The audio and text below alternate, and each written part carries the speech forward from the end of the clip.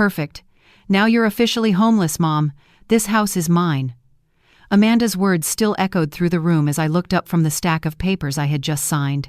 Her smile was cruel, triumphant, as if she had just claimed a prize that was rightfully hers.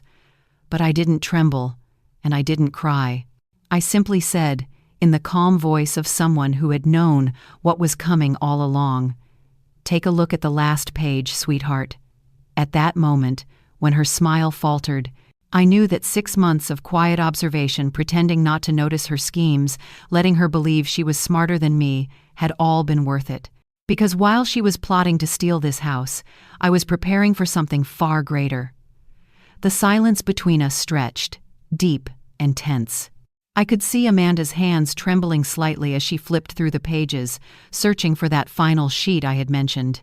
Her breathing quickened, and for the first time in months, she was the one who looked nervous. I sat back in my favorite armchair, the one my late husband, Richard, had given me 30 years ago, and quietly watched as power slipped from her grasp and returned to mine. The woman sitting there, watching her own daughter realize she had just lost the game she started, was someone who had learned in 71 years of life that patience is the greatest weapon a woman can possess. My name is Denise Parker, and up until 6 months ago, I was the woman who always said yes, yes to my husband when he told me to quit my job and stay home to care for the family.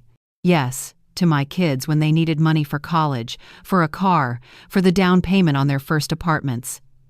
Yes, to Amanda when she begged for help during her messy divorce from Ethan.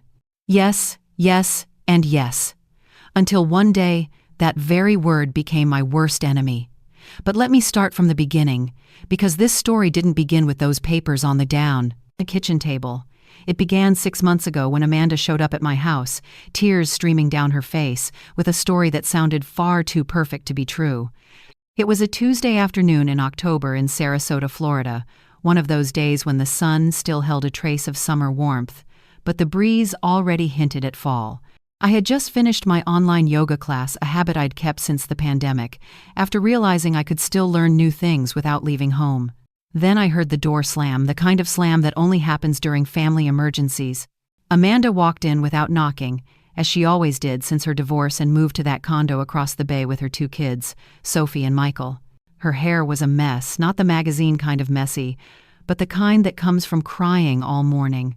Her eyes were red and swollen, her face tired like she had lost something precious she couldn't get back. The sound of her heels echoed across the hardwood floor through a house that had grown painfully quiet since Richard passed away 3 years ago. But that day, her frantic footsteps made me uneasy. "Mom," she said, collapsing onto the couch with a heavy sigh. "I need to talk to you. It's really important." I turned off my laptop and sat across from her, ready for yet another crisis. Over the past 3 years, ever since her breakup with Ethan, these conversations had become almost routine, like bedtime prayers before sleep. She always needed something: rent money, tuition for the kids, car repairs, and I always gave. Because that's what mothers do, right? When everyone else walks away, mothers hold everything together, they carry the weight, make sure everyone's okay, and keep the family from falling apart. "What's wrong, sweetheart?" I asked, though deep down I already knew it was always about money. It was always money or something that eventually circled back to money. "Mom, I'm really worried about you," Amanda began, her voice trembling, which caught me off guard. It had been a long time since she'd said anything about me. "Yesterday I talked to Carla, remember her? She works at First National Bank now. She said there's been a wave of scams targeting older people. These crooks pretend to be bank employees, even show up at people's homes to steal their information and wipe out their savings." Her voice shook, her eyes filled with concern, and for a brief moment, my heart softened. My daughter was worried about me. After all these years, I finally felt a hint of genuine care from her. I wanted to believe it, that the roles between us had somehow reversed, that now she was the one protecting me. "Don't worry, Amanda," I said, holding her hand. Her fingers were icy cold, the way they always got when she was tense. "I'm very careful. I never open the door to strangers, and I don't share any information over the phone. But Mom," she looked up, her eyes filled with deep concern, "it's more than that. There was a desperate tone in Amanda's voice that reminded me of when she was a little girl, begging me to buy her something she'd seen on TV. "Carla told me that there are even more sophisticated scams now, Mom. They can use your personal information to take out loans or even steal your house." Those words sent a chill down my spine, a feeling I hadn't experienced since the day the doctor told me that Richard had cancer. This house, here in Sarasota, Florida, has been my home for 45 years. It's where I raised my children, cared for my husband through his illness, and kept every memory of our lives together. Every crack in the wall, every faded patch of paint tells a story. Just the thought of someone taking it away from me terrified me more than death itself. "So, what should I do now?" I asked. Amanda's eyes suddenly lit up. That look I knew so well, the same one she had as a child every time she sensed I was about to say yes to something I probably shouldn't. "Carla said there's a way to protect your assets. You could temporarily transfer the ownership of your house to someone trustworthy in the family like me, for example. Just for a while, to avoid being scammed." At that moment, something inside me stirred, not quite suspicion, but a faint, uneasy intuition that something wasn't right. It felt just like years ago when my mother-in-law used to speak so sweetly, only for me to later discover the meaning hidden behind her words. But I brushed it off. After all, this was my daughter and she was just trying to look out for me. Or at least, that's what she said. "I don't know, honey," I replied softly. "It sounds complicated. What if I transfer the house to someone else, and they don't give it back?" Amanda smiled, but it wasn't genuine. It was tight, rehearsed, the kind of smile a salesperson wears when claiming their product is perfect, while their eyes tell another story. "Mom," she said, her voice tinged with mild reproach, "I'm your daughter. I'd never do that. Besides, it's just temporary until all these scams blow over." That afternoon, after Amanda left, I sat in my favorite armchair, the one Richard bought me 30 years ago for our 25th wedding anniversary, and turned on the 6 o'clock news. It was my daily ritual, a cup of chamomile tea and the quiet I'd learned to live with. But today, I couldn't focus. Amanda's words kept replaying in my head like a scratched record. My phone buzzed.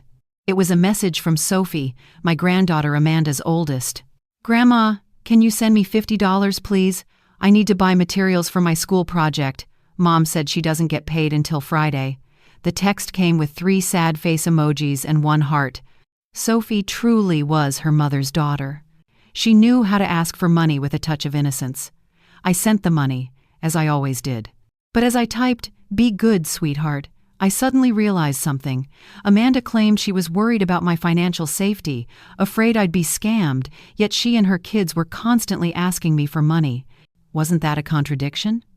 Over the following weeks, Amanda kept bringing up this idea of protecting my assets, every time with the same urgency and concern. She brought printed articles about scams targeting seniors, texted me news stories about identity theft, and even called just to tell me that a friend had lost all her savings to fraud. "Look at this, Mom," she said once, holding out her phone. A 75-year-old woman in Tampa lost her house because she signed papers the scammers gave her. Each story was scarier than the last, and slowly, almost without realizing it, I began to believe that maybe I was in danger, that my home, my safety, and my future could all be at risk from invisible forces beyond my control. And Amanda, my own daughter, was the one offering the solution. Yet something kept nagging at me, something I couldn't quite name. It was the look in her eyes whenever she spoke about protecting my assets, a look that made me feel like she knew something I didn't, as if I were just a spectator in a play for which I hadn't been given the script. One morning, as I was making coffee, the phone rang. It was Evelyn, my younger sister, calling from North Carolina. She's 5 years younger than me, but has always been the practical, clear-headed one. "Denise, how are you?" "It's been a while since we talked," she said, her cheerful voice warming my heart. "I'm all right, I guess. Lately, I just feel uneasy," I replied, and before long I found myself telling her everything, Amanda, her good intentions, and all. Evelyn was silent for a while, then spoke slowly. "Denise, don't you think it's strange? Right when Amanda's having financial trouble, she suddenly starts worrying about your finances?" Her words hit me like a bucket of cold water. "What do you mean?" I asked. You've always been careful, you've never fallen for scams, so why suddenly feel unsafe now? And more importantly, why is the solution to transfer all your assets to her name? That night, I couldn't sleep. Evelyn's words kept echoing in my mind, mixed with Amanda's tearful concern and those dreadful stories she kept telling me. For the first time in weeks, I tried to look at everything from the outside, as if it were someone else's story. If a neighbor told me that her daughter, drowning in debt and struggling, suddenly started worrying about her mother's safety and suggested transferring the house into her own name for protection, what advice would I give? The answer came quickly, and it hurt. I would tell her to be cautious because that sounded exactly like manipulation. The next morning, I did something I hadn't done in a long time. Instead of waiting for Amanda to call or stop by, I drove straight to her apartment. I brought a box of cheesecake, her favorite dessert when she was little. "Mom, what a surprise to see you here," Amanda said as she opened the door. But I could tell right away it wasn't a pleasant surprise. Her face was tense, trying to mask the anxiety beneath. The two-bedroom apartment in Tampa was messier than usual, cardboard boxes piled in a corner, unpaid bills scattered across the kitchen counter. Sophie and Michael, my grandkids, were in their room, probably doing homework or watching TV. "How are the kids?" I asked, keeping my tone gentle. "They're fine, Mom," Amanda replied, eyes cast down, "but Sophie needs new glasses, and Michael wants to join the school soccer team." Her voice trailed off as her eyes darted toward the mountain of bills on the table. "But everything costs money, Mom. Glasses, soccer, rent went up again. Sometimes I just feel like I can't keep up." For the first time in weeks, I saw my real daughter, not the woman pretending to be worried about her mother, but a 35-year-old single mom struggling to hold her life together in a world that only seems to get harsher and more expensive. "Amanda," I said, taking her hand, "if you need help, just tell me. I've always helped you and I always will. You don't need to make up stories about scams to get money from me." Her expression changed instantly. The worry vanished, replaced by a flash of fear. "Mom, what are you talking about? I didn't make anything up. I'm really just worried about you." "Sweetheart," I looked straight into her eyes, "I've lived 71 years. I'm not naive. I know when someone is lying, even when it's my own daughter." The air grew heavy. I could hear the clock ticking on the wall, the neighbor's TV faintly through the walls, and the kids whispering in the next room. "Fine," Amanda finally said. Her voice was different now, cold and sharp. "I need money, Mom. A lot of money. Not just to cover bills." "For what else?" I asked, though I already knew. "I'm in debt, Mom," she admitted, taking a deep breath. "I never told you. When I divorced Ethan, he took almost everything. I had to borrow money to move out with the kids. Now the interest is so high, I can't pay it back." Finally, the truth. After weeks of lies about scammers and her worries for me, this was the real reason behind it all. "How much do you need?" I asked, my voice dry. "Mom, it's not just about right now," Amanda said, her eyes red and wet. "I'll need more later. The kids are growing up, they'll go to college, they'll need things I can't afford. And you won't always be around to help." Those words pierced my heart. "What do you mean by that?" I asked, though I already knew exactly what she meant. "I'm just thinking about the future. When you're gone, what will happen to me and the kids? Who will help us?" There it was, the conversation every widowed mother dreads, about death, inheritance, and the future after she's no longer there to protect her children.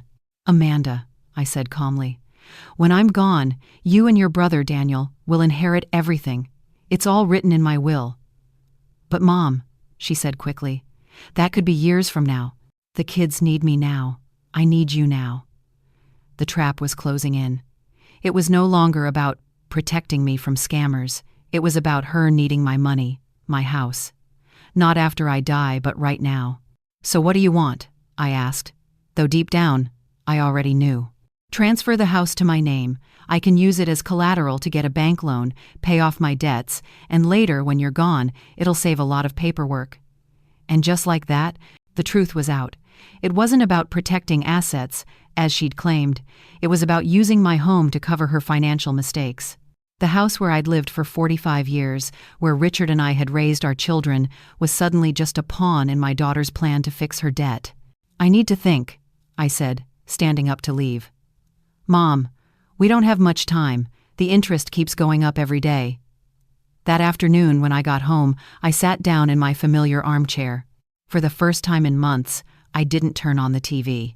I just sat there in silence thinking about it all, the lies, the half-truths, and the manipulation disguised as a daughter's love. And then I knew what I had to do. It was time to call Alma Johnson.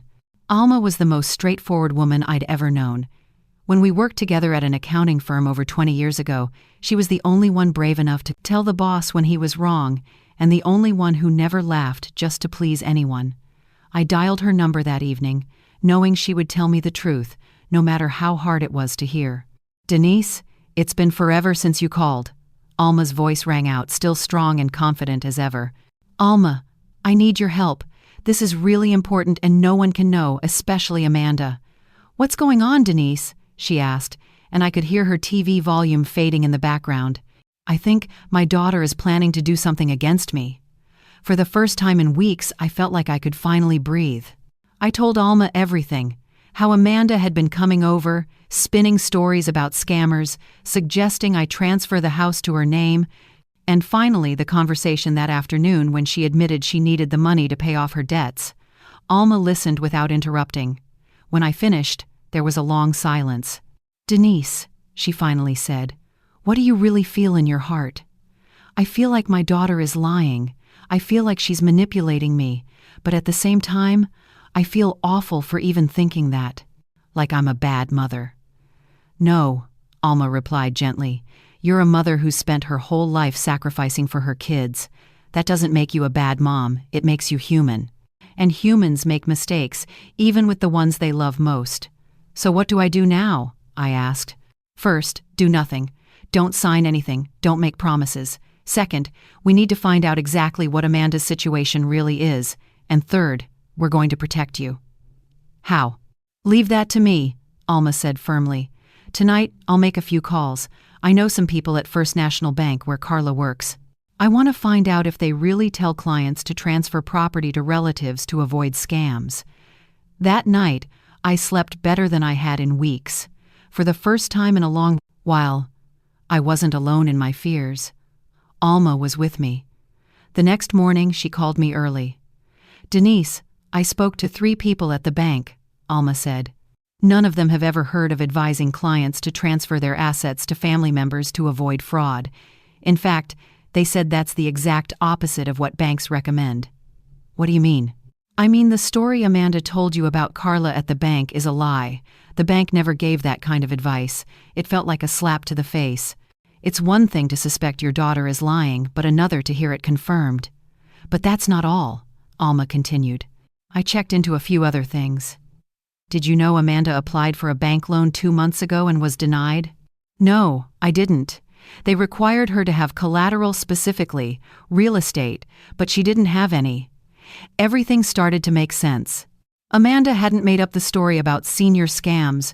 Randomly, she had crafted the perfect story to lead me exactly where she wanted, to make me voluntarily transfer my house into her name, so she could use it as collateral to get a loan. Alma, what should I do? She's still my daughter, after all. No one's telling you to abandon her, but you can't let her drag you down with her either. Denise, if you transfer your house to Amanda and she uses it as collateral for a loan, do you know what happens if she can't pay it back? No. The bank will take the house. Your house, Denise, the home you've lived in for 45 years. Alma's words sent a chill down my spine. I had never even considered that possibility. In my mind, helping Amanda meant that once things got better, she'd return the house to me. But Alma was right. If she couldn't repay the loan, the house would be gone forever. So, what do you want me to do? I asked. I want us to play it our way to make Amanda think. You're doing exactly what she wants, while we're the ones actually in control. In the following days, Amanda's pressure only increased. She called every morning asking if I had decided yet, sent dozens of articles about senior scams, and even brought Sophie and Michael to my house, clearly having coached them beforehand. Grandma, Sophie said, her big eyes wide with worry. Mom said you're sad because some bad people want to steal your house. Is that true? I hugged her tightly and whispered, Don't worry, sweetheart. But inside, My heart broke. Amanda had dragged her innocent children into her lies. That Friday afternoon, Amanda showed up at my door holding a thick folder. "Mom, I brought the transfer papers," she said. "Carla helped me prepare everything. You just need to sign here and here." She pointed to the lines marked with yellow arrows. "Everything's ready already?" I asked, pretending to sound surprised. "Yes, Mom.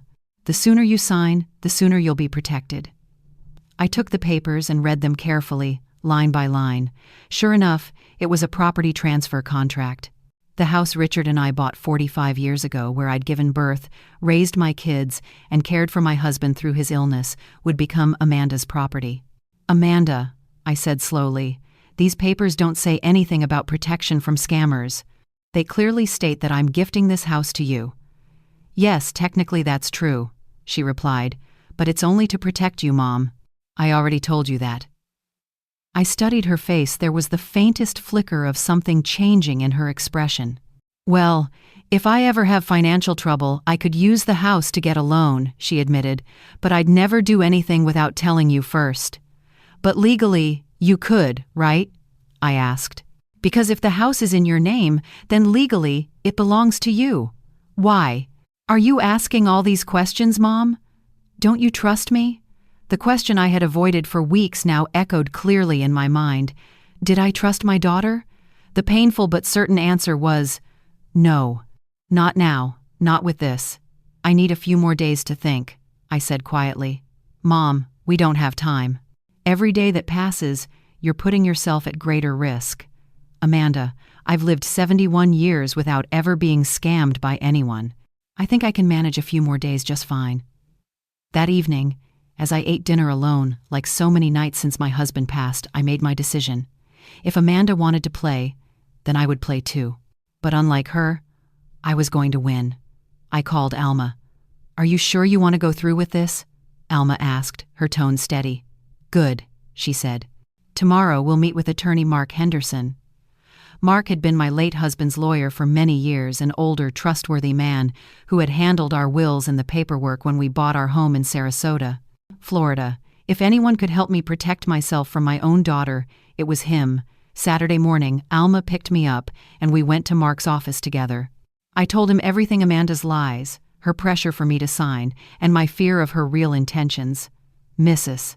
Denise," Mark said after listening carefully, "what your daughter is doing has a clear legal definition: financial elder abuse. It's a crime." "But she's my daughter," I replied quietly. "And that's what makes it so painful," he said slowly. "But that doesn't make it any less wrong. However, I understand you don't want to press charges. So, tell me, what do you want me to do? I want to be protected, but I also want to teach her a lesson. I want her to understand that her mother isn't some foolish old woman she can manipulate." For the first time since I arrived, Mark smiled. "I think I have exactly what you need." Over the next 2 hours, he laid out a plan, simple yet brilliantly clever. We would prepare a set of documents that looked exactly like what Amanda wanted, but in reality, they would fully protect my ownership rights. "The key," he said, "is in the fine print she won't bother to read. She'll be so eager to win that she won't notice the small details." Monday morning, I called Amanda. "Sweetheart, I think you're right. I want to protect my assets. Come over this afternoon and we'll sign." "Are you serious? That's amazing. I'll be right there." "No need to rush, just come this afternoon. I want to review everything carefully first." That afternoon, Amanda arrived with her folder of papers, while I had Mark's version neatly placed on the kitchen table. "Amanda," I said, "I reviewed your documents, but my friend Alma advised me to use this set instead. My lawyer prepared them, and he says they're safer." Just as Mark predicted, Amanda only skimmed through a few pages. She was too impatient to read carefully. "It's fine, Mom. Where do I sign?" And just like that, my daughter fell right into her own trap. For the first time in my life, I was one step ahead of someone trying to take advantage of me. "Right here, Mom?" she asked, pen in hand, flashing that triumphant smile she must have practiced in the mirror for weeks. "That's right, sweetheart," I said, pointing to the spot Mark had marked for me. I signed my name calmly, just as I always did, the same way I'd sign birthday cards for my grandkids or Christmas greetings for the family. But this time, That signature was my silent declaration of war. Amanda immediately grabbed the papers, folded them neatly, and slipped them into her bag as if afraid I might change my mind. "Thanks, Mom. Now I can finally relax. You're protected," she said, giving me a stiff, distant hug. "It's nothing, honey. I always do what needs to be done for the family." When she left, I sat down in my familiar armchair and waited. Mark had told me that banks usually verify documents quickly once someone applies for a mortgage. I didn't have to wait long. Wednesday morning, while watering the garden, the phone rang. It was Amanda. Just from her voice, I knew she had discovered something. "Mom, you have to come to the bank with me right now. There's a problem with the papers." "What kind of problem?" "They said there are a few clauses they don't understand." "Can you come in to explain, Mom?" "What clauses?" "I'm not sure, just some legal stuff. Can you come with me?" That afternoon, we went to the bank together. Carla, the so-called high school friend Amanda kept mentioning, turned out to be a young woman not even 25 years old, clearly someone who had never gone to school with my daughter. "Mrs. Parker," the bank employee said after reviewing the documents.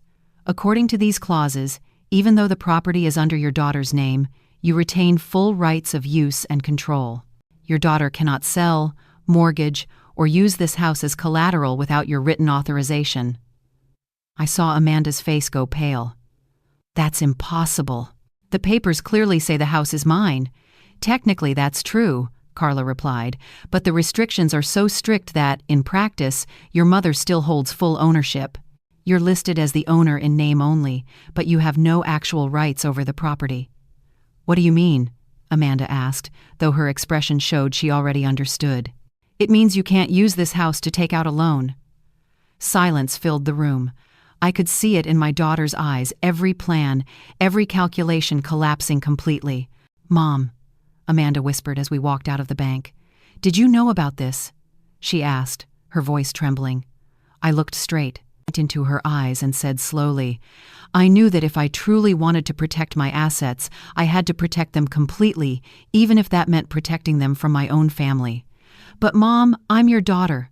I would never hurt you." "Amanda, these past few weeks, you lied to me about Carla at the bank. You made up stories about scammers, you manipulated my emotions, and you tried to get me to sign papers that could have cost me my home if you couldn't pay your debts. Do you really think that isn't hurting me?"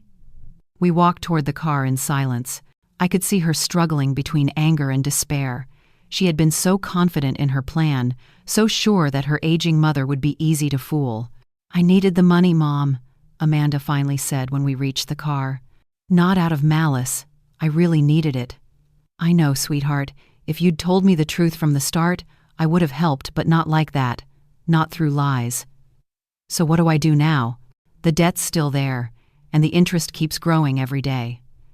For the first time in weeks, I saw my real daughter, not the manipulative woman, not the liar, but a frightened single mother who didn't know how to keep going. "Come home with me," I said. "We'll sit down like two adults and talk honestly about how much you need and how I can help. But only with the truth. Amanda, nothing but the truth." That afternoon we sat in the kitchen, each with a cup of coffee. Amanda finally confessed everything. The debts were far bigger than she had ever admitted. She'd used credit cards to maintain the same lifestyle she'd had when she was married, thinking she'd soon land a better job. But that day never came, and the debt just kept growing. "I have to pay $12,000 this month, or they'll freeze my account," she said, tears streaming down her face. "And how much do you owe in total?" I asked. "About $80,000. It was a large sum, but not impossible. I had savings, a pension, and a few investments my husband had left behind. "I can help you," I said, "but there are conditions." "What kind of conditions?" she asked weakly. "First, no more lies. If you need help, you tell me directly, no more stories. Second, we'll create a clear repayment plan. I won't hand over all the money at once, just for you to spend it recklessly. Third, you'll work with a financial counselor to learn how to manage your money. There are plenty of free programs that offer that." Amanda nodded, but I could see something still hidden in her eyes. "What else is there?" I asked. "It's not just about money, Mom. I feel like a failure. I'm 35 years old and still can't support my kids, still have to ask my 70-year-old mother for help. Amanda, asking for help doesn't make you a failure. Lying and manipulating to get that help does. That night, after Amanda left, I called Alma and told her everything. Do you think she's learned her lesson? Alma asked. I'm not sure, I replied, but I know I learned something. What's that?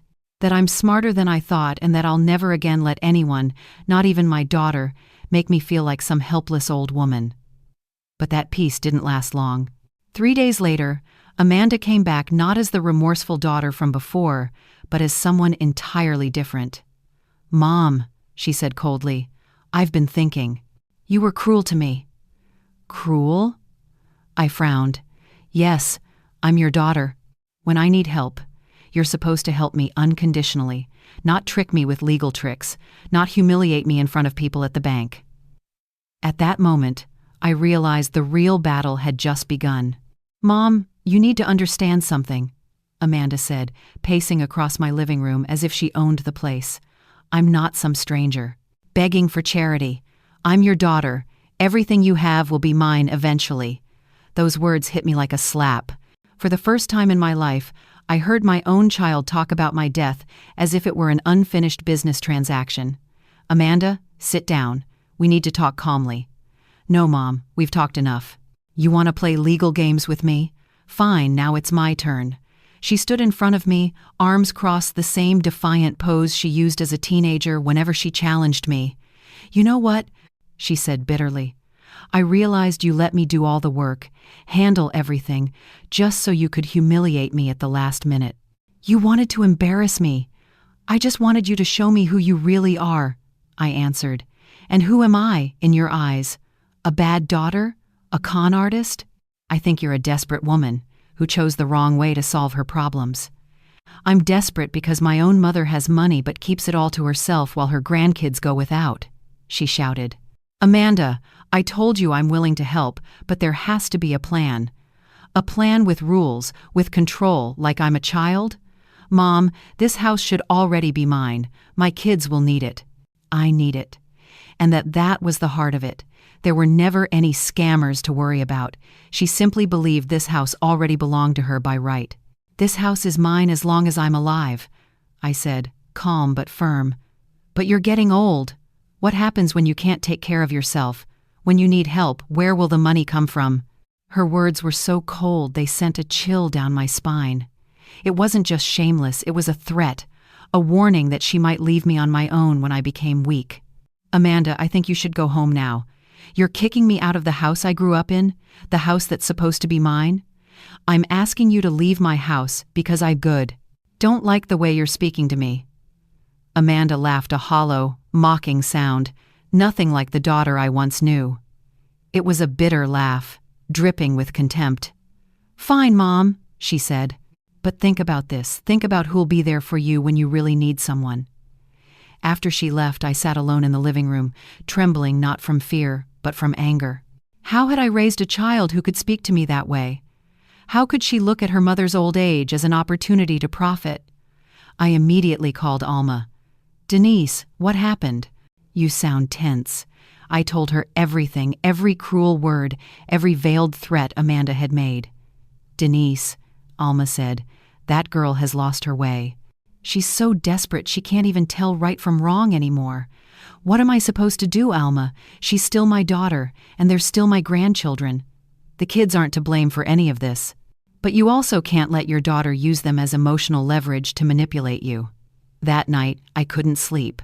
Amanda's words kept echoing in my head. You're old now. Who's going to be there for you when you really need me? For the first time since my husband died, I felt truly alone. The daughter who was supposed to love me unconditionally now saw me as nothing more than an obstacle between her and my money. The next morning, I decided to do something I hadn't done in years, call my son Daniel, who lived in Boston, Massachusetts. We didn't talk often since he moved away, but there was always honesty between us. Mom, what a surprise. How are you? He asked. I'm fine, sweetheart, but I need to ask you something. Has Amanda said anything to you about money lately? There was a long pause on the other end. Mom, what's going on? I told him everything: the lies, the manipulation, the house transfer, and even the subtle threats. "Mom," Daniel said, his voice tightening, "Amanda called me about 2 weeks ago. She said you were starting to have memory problems and were making strange financial decisions." I froze. "And what did you tell her?" "I told her if she was that worried, she should take you to a doctor." "But Mom, is any of that true?" "No, Daniel, I'm completely fine. She made that up because she didn't get what she wanted." "Mom, this is serious," Daniel said, his tone grave. "If Amanda is saying you have memory or mental issues, she might be getting ready to file for legal guardianship over you." "What are you talking about?" "That means she could try to have you declared mentally incompetent so she could gain full control of your money, your house, and even your medical decisions." Those words terrified me more than any threat Amanda had ever made. Legal guardianship? That would mean Amanda would control everything: my finances, my home, even how I lived or got treated. It would be like dying while still alive. "Daniel, what should I do?" "First, you need to see a doctor, get every test necessary to prove you're fully competent. Second, write down everything that's happened.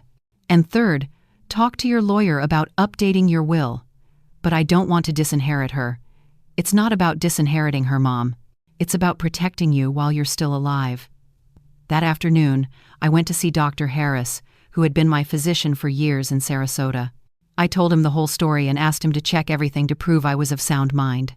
"Mrs. Parker," he said after the exam, "your memory and reasoning are excellent for your age. You're fully capable of making your own decisions." "Doctor, can you put that in writing for me?" "Of course. I'll also refer you to a neurologist for a full evaluation so you have a complete file." Over the next few days, I became a woman on a mission. I visited specialists, gathered medical records, and kept a detailed journal of everything Amanda had done. Attorney Mark Henderson helped me organize all the legal paperwork. "Mrs. Parker," he said, "with this file, no one can ever claim you're mentally incompetent." But while I was busy protecting myself, Amanda was preparing her next attack, one even crueler than before. Friday afternoon, my 2 grandchildren, Sophie and Michael, showed up at my house in tears. "Grandma," Sophie sobbed, "Mom said you don't love us anymore. That's why you won't give us money to buy things." "What?" I asked, my voice trembling. "Mom said you're selfish, that you only care about keeping your money for yourself and won't help the family." That was the final straw. Amanda had crossed the last line. She had used her own children against me. She had poisoned my grandchildren's young minds with lies.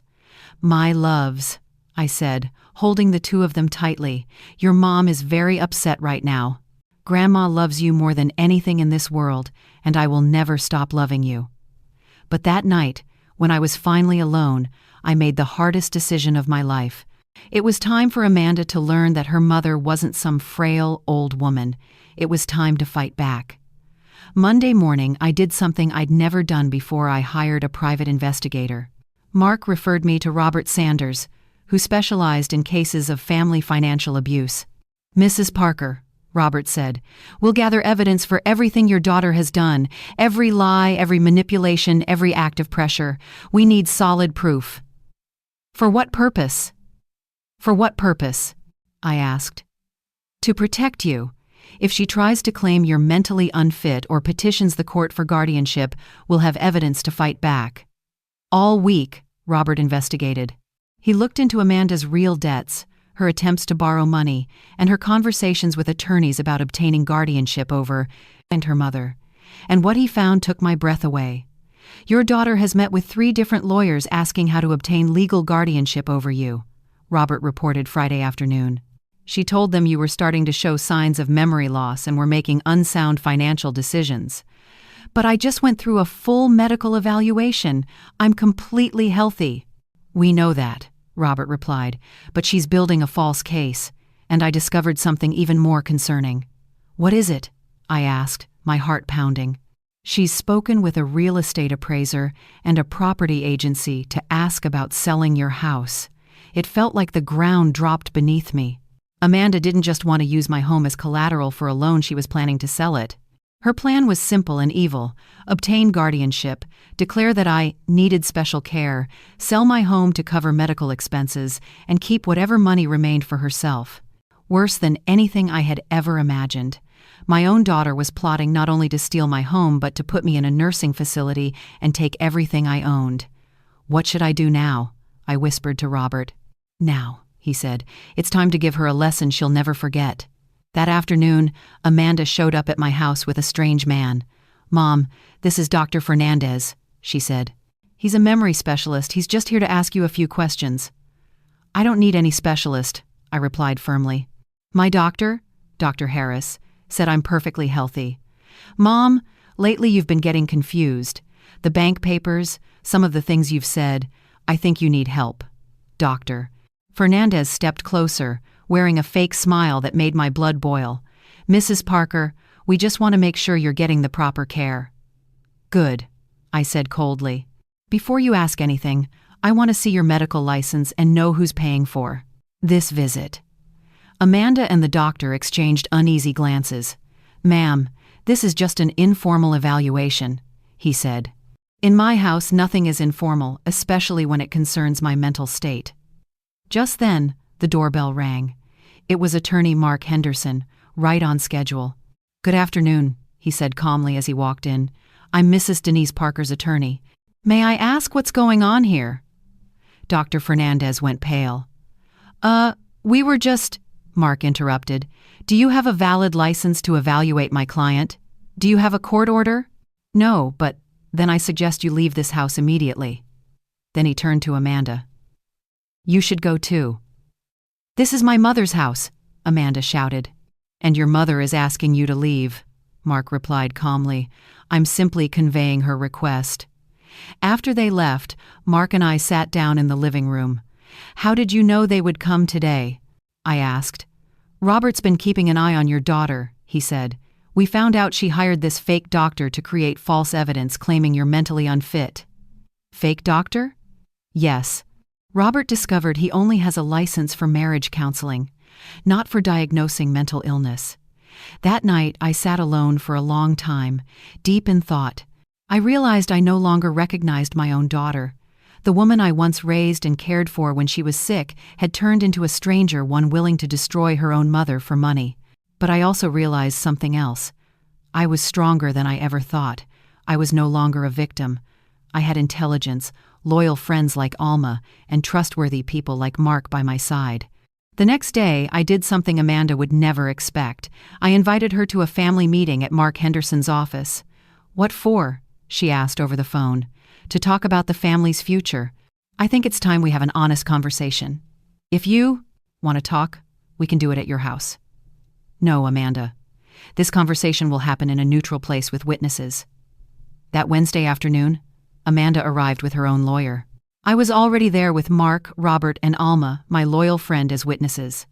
"Amanda," I began calmly, "over the past few weeks, you've lied, manipulated, and threatened me. You tried to take my house, made up stories about my mental health, and even used your own children to pressure me." "Mom, I'm not finished." My voice came out clear and stronger than ever. "Robert here has recorded everything you've done, from consulting lawyers about guardianship, contacting appraisers and real estate agents, to hiring a fake doctor to declare me incompetent." Amanda's face went pale. "Now you're going to listen to my conditions," I continued. "First, you will stop telling people that I have mental health problems. Second, you will not involve your children, my grandchildren, in your financial troubles. Third, you are not to come to my house until I say otherwise." "And what if I don't agree?" she asked, her voice shaking.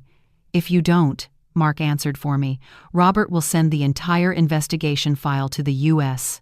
Attorney's Office." "Do you know what crime that would be?" I said softly. "Financial abuse of an elderly person, and that's a federal offense. You can't do this to me." "I'm your daughter." "That's right," I said, looking straight into her eyes.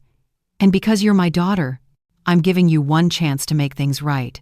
But if you keep going down this path, I'll protect myself the same way I would against anyone who tries to hurt me."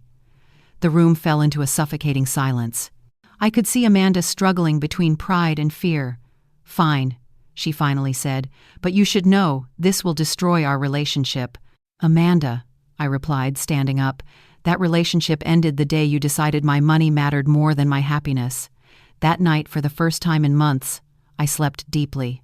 I knew I had won the battle, but I also knew the war wasn't over yet. For 3 weeks, Amanda kept her word. No phone calls, no visits, and according to Robert, she hadn't contacted any more lawyers either. I started to think maybe she had finally learned her lesson, that perhaps we could rebuild our relationship on something more honest. But I was wrong. One Tuesday morning, as I was drinking coffee and checking messages, Michael's school called. "Mrs. Parker, this is Michael's principal. We need to meet with you urgently." "Why?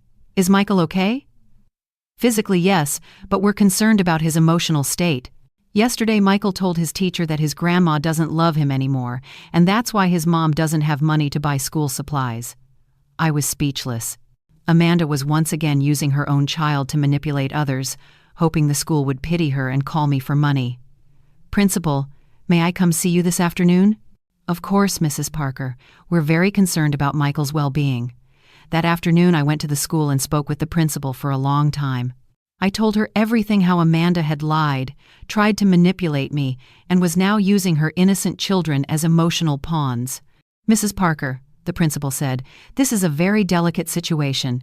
We can't interfere in family matters, but we can help protect Michael's emotional health. What do you suggest I do?" "You should talk to him directly, gently, in a way that's appropriate for his age. Children need stability, and these lies are deeply confusing for them." When I left the school, I made a decision I knew Amanda would never forgive. I drove straight to the apartment in Tampa where Amanda lived with the kids. I rang the doorbell, and Sophie opened the door. "Grandma!" she exclaimed, throwing her arms around me. "Mom said we're not allowed to see you anymore." "Where's your mom?" I asked. "She went out with Uncle Richard. She said she'll be home tonight." Richard, a name I'd never heard before. Hearing my voice, Michael came running out of his room. "Grandma, is it true you don't love us anymore?" he asked, eyes brimming with tears. I sat down on the sofa and pulled both of them close. "Listen to me," I said softly. "Grandma loves you more than anything in this world. That will never change. There are some grown-up things going on between me and your mom, but none of it is your fault," Sophie asked quietly. "But why does Mom say you're bad?" "Sometimes, when adults are angry or scared, they say things that aren't true. Your mom isn't being honest about some things, and that makes Grandma very sad. Will you still come see us?" "Some," Michael asked. "I always want to see you, sweetheart, but for now, I might need to find another way to spend time with you, one that doesn't make your mom angrier." I stayed for 2 hours helping them with homework, listening to their stories, and reassuring them that none of this was their fault. Before I left, I handed Sophie an envelope with money for school supplies and a handwritten note that said, "To my 2 beloved grandchildren, with all my love, Grandma Denise Parker." I knew it would enrage Amanda, but I didn't care. My grandchildren deserved to know they had a grandmother who loved them unconditionally. That night, exactly at 10 p.m., the phone rang. "How dare you go to my house without permission?" Amanda screamed into the phone. "They're my grandchildren. I have every right to see them." "No, you don't. They're my children, and you're hurting them because you can't just leave things alone." "Amanda, you're the one. Hurting them, using them as pawns in your own game.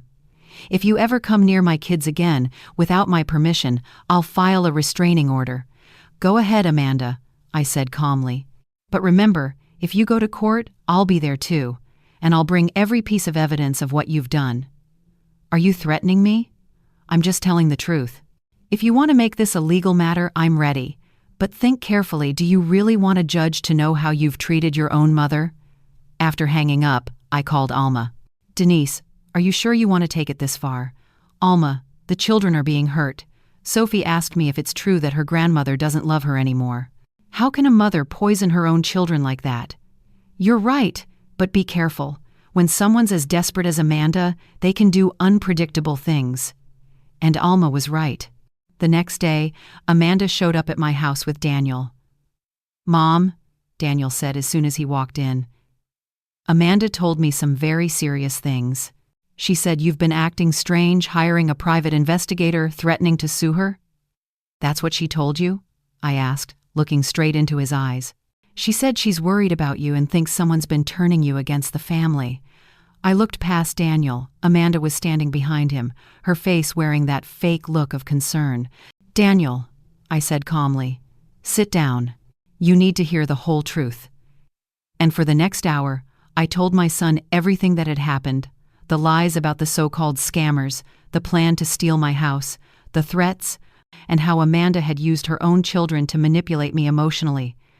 Daniel sat in silence, listening. I watched his face change from concern to shock and finally to anger. Amanda, he turned to his sister, is what Mom's saying true? Mom's exaggerating, Amanda said, her voice trembling. I was only trying to protect her. Protect her? By inventing fake bankers and tricking her into signing over her house? That's your idea of protection? Daniel snapped. Mom could have lost everything, she shot back. No, she wouldn't have lost anything. The only person trying to take everything from her is you. For the first time in months, I didn't feel alone in this fight. Daniel understood.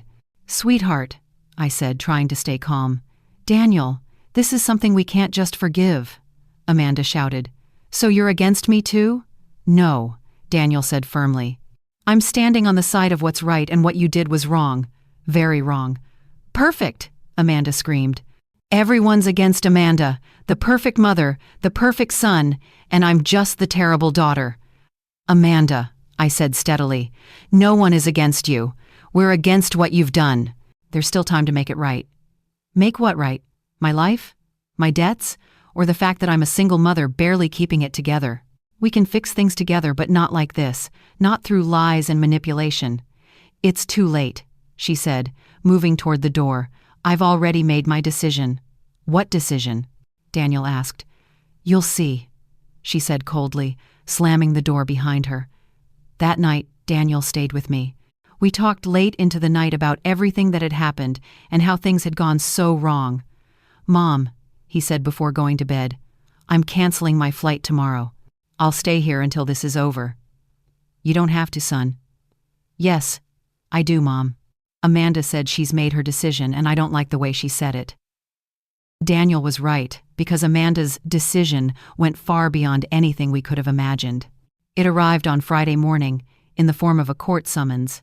While I was having breakfast with Daniel, a court officer knocked on the door and handed me a large envelope.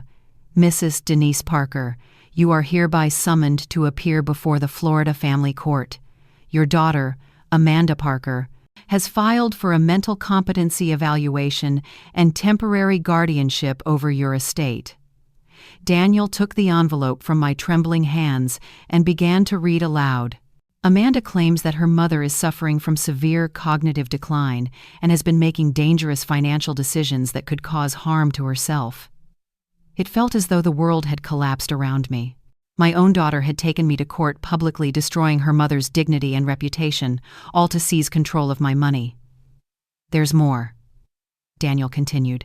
She says the evidence of your mental decline includes hiring a private investigator to spy on the family, changing legal documents in a confused manner, and displaying paranoid and aggressive behavior.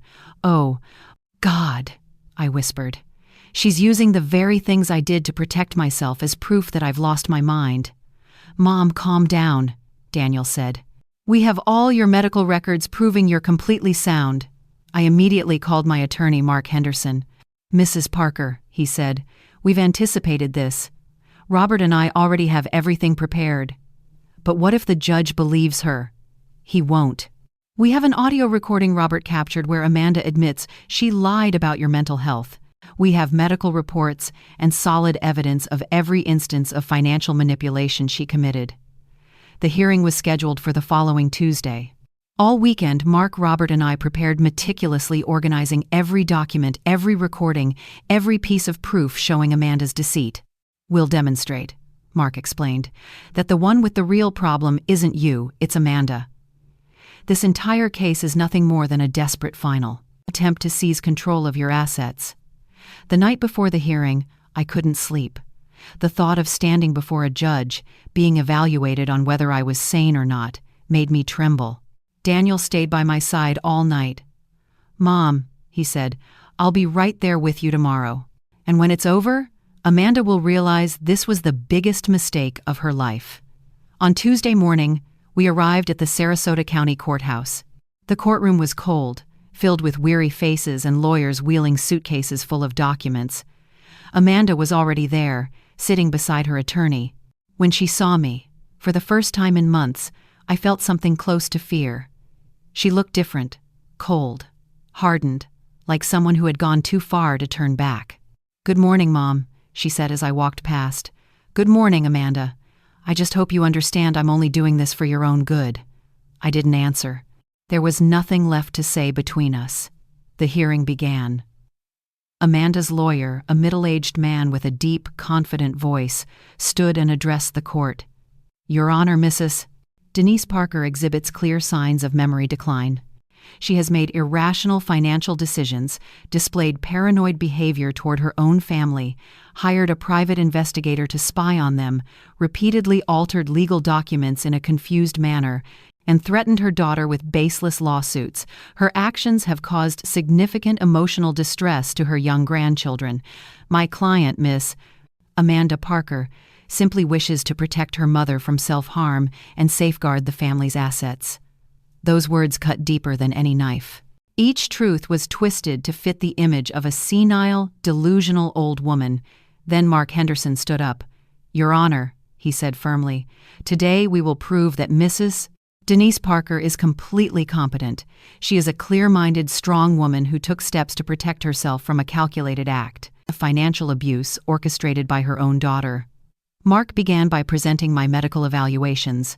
3 independent doctors had confirmed that my cognition and reasoning abilities were entirely normal for my age. Then Mark played Robert's recording, the one where Amanda admitted she had made up the story about the scammers, lied about the bank's advice, and planned to use my house as collateral for a loan.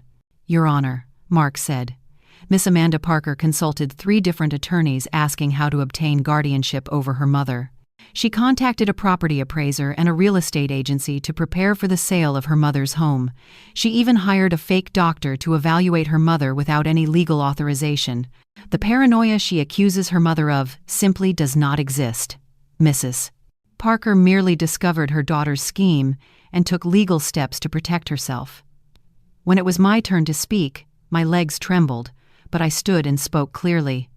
"Your Honor, in 71 years of life, I've always been the woman who said yes. Yes to my husband, yes to my children, yes to everyone who needed me. But when my daughter decided that my house and my money mattered more than my happiness, I finally learned to say, no, I'm not crazy. I'm just tired. Tired of being treated like an obstacle between my daughter and her inheritance. Tired of being treated as though I were already dead. What I did wasn't paranoia, it was survival."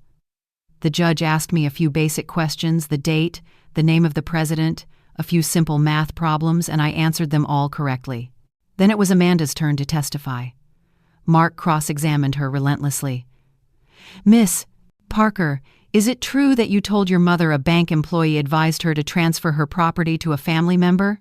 "Yes, and is it also true that this bank employee never actually told you that?" "Well, not exactly." "So you lied to your mother, didn't you?" "I just wanted to protect her."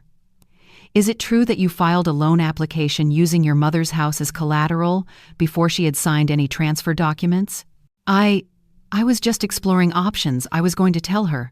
"Yes or no, Miss Parker?" "Yes." When the questioning ended, Amanda broke down crying, but I felt no pity. She had chosen this path herself. The judge left the courtroom to deliberate. It was the longest hour of my life. When he returned, he read the verdict. The court of the state of Florida finds that Mrs. Denise Parker is fully competent. Furthermore, she has demonstrated exceptional intelligence and judgment in defending herself against a clear act of financial exploitation. The petition for guardianship is hereby denied. Additionally, the court orders that Miss Amanda Parker is prohibited from contacting her mother for 6 months, except in the event of a medical emergency. Then the judge looked directly at me. "Mrs. Parker, I am truly sorry you had to endure this. No mother should ever have to defend herself against her own child in a courtroom. When I walked out of the courthouse, Amanda was waiting on the steps. "Mom," she cried, tears streaming down her face. "Please forgive me. I didn't know what else to do." "Amanda," I said, stopping in front of her. "You had so many chances to do the right thing, but you chose the worst way possible. And now? Now you'll live with the consequences of that choice, and I'll live the rest of my life in peace." That was the last time I spoke to my daughter for a very long while. The days after the trial felt strange. For the first time in months, my phone was silent, no desperate calls from Amanda, no manipulative messages, no surprise visits with her web of lies. The silence was both a relief and a quiet ache, a reminder of what I had lost. Daniel stayed with me for another week before returning to Boston. "Mom, are you sure you'll be okay on your own?" he asked the night before his flight. "Son, I've never truly been alone. I have people who genuinely care for me like you, Alma, and Mark. That's completely different from being surrounded by those who only want to use me." "What about the kids?" Daniel asked, his voice softening. That question hurt the most. Sophie and Michael were the ones paying the price for their mother's actions. "I'll find a way to still be their grandmother," I said, "but not the weak and desperate woman I was before." 2 weeks after the trial, I received an unexpected phone call. It was Sophie. "Grandma, I'm at my friend Maria's house. Can you come pick me up?" "What's wrong, sweetheart?" "Mom's really angry. She's been crying and yelling ever since she came home from court. She said you hate her, so we're not allowed to see you anymore." I immediately asked for the address and drove there. As soon as I arrived, Sophie ran out and threw her arms around me. "Grandma, is it true we can't see you anymore?" "No, my love. The court only said your mom and I can't talk for a while, but that doesn't mean I've stopped loving you." "Can we live with you?" That question broke my heart. "My darlings," I said softly, "you have to stay with your mom. She still loves you, she's just really confused right now." I took Sophie back home. Amanda came out to meet us, her eyes red from crying. "You shouldn't have come here," she said coldly. "Sophie called me. She was scared. She's scared because you destroyed this family." "No, Amanda." I looked straight at my daughter. "You're the one who did that.